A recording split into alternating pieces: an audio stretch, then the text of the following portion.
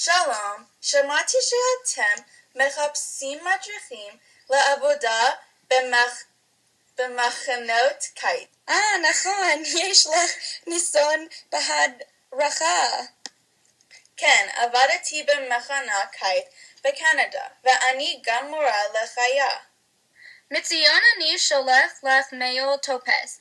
את צריכה למלא את הטופס עם כל הפרטים, שם גיל, כותבת וניסיון, ואנחנו נזמן אותך לראות. מתי בערך? אחרי פסח. בסדר גמור. יש לך המלצה מהמחנה בקנדה או תעודה שאת מורה לשחייה? כן. אם את יכולה תביאי אותם לראות.